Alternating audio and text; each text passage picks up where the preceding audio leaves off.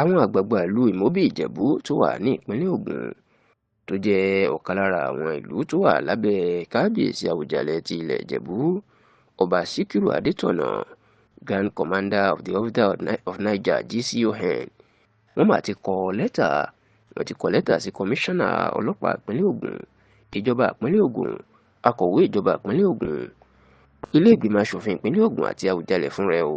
ìpè kí wọ́n tètè gbé gbajúmọ̀ òṣèré tíátà ní Goriola Adeniyi Hassan tí wọ́n ló ń pè rẹ̀ ní ọba ìlú Ìmọ̀bí-Ìjẹ̀bú, tí wọ́n sì ní àwọn kò mọ̀ gẹ́gẹ́ bí ọba o, àti pé ìwà ọ̀daràn ìní gbajúmọ̀ òṣèré tíátà náà wù. Nínú àtẹ̀jáde tí ẹgbẹ́ àwọn àgbà ilẹ̀ Ìmọ̀bí-Ìjẹ̀bú èyí tí wọ́n fi síta nípasẹ̀ olórí wọn ọmọọba Ayọ̀délé Adéfúyè, ìná ti jẹ́ kó di mímọ̀ pé kì í ṣe ìgbà àkọ́kọ́ rèé tí Goriola Hassan tó jẹ́ gbajúmọ̀ òṣèré tíátà Yorùbá, kódà tó fẹ́ gbajúmọ̀ òṣèrébìnrin ní Ayọ̀ Adésànyà rí,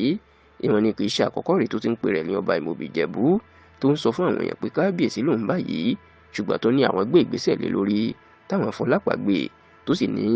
iléeṣẹ́ ọlọ́pàá ìpínlẹ̀ Ògùn àti ilé ìgbìmọ̀ aṣòfin ìpínlẹ̀ Ògùn kéde ńgbà náà pé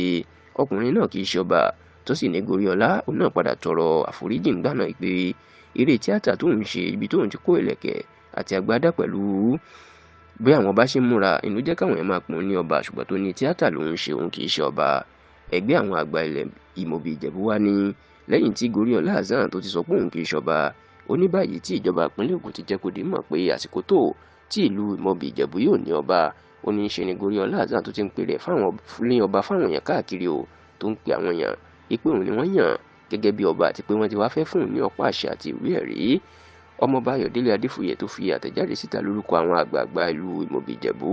ó wá ní irọ́ tó jìnnà sóòótọ́ lélẹ́yìí o, ó ní Goriola Hassan kan ní ọmọ òye táwọn mú láti di ọba ìlú Ìmọ̀bí-Ìjẹ̀bú, ó ní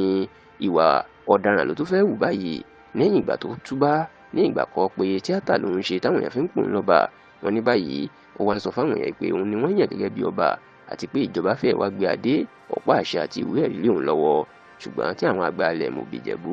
wọ́n ní kí Àwùjalẹ̀ kó kìlọ̀ fún ọkùnrin náà, bẹ́ẹ̀ náà ni kí kọmíṣánná ọlọ́pàá ìpínlẹ̀ Ògùn kó gbé Goriola Adeniyi Hassan ọkọ Ayọ̀ Adésànyà tẹ́lẹ̀. Bẹ́ẹ̀ ni wọ́n tún sọ pé kí ìjọba ìpínlẹ̀ Ògùn pàápàá akọ̀wé ìjọba ìpínlẹ̀ Ògùn àti ilé ìgbìmọ̀ aṣòfin ìpínlẹ̀ Ògùn kan tètè bá wọn fọwọ́ òfin gbé Goriola Adeniyi Hassan. Dásìkò tá a ṣàkójọpọ̀ ròyìn yìí, Goriola Adeniyi Hassan kò tí ì fèsì lórí nǹkan tí ẹgbẹ́ àwọn àgbà ilẹ̀ Ìmọ̀bí-Ìjẹ̀bú tí wọ́n sọ yìí.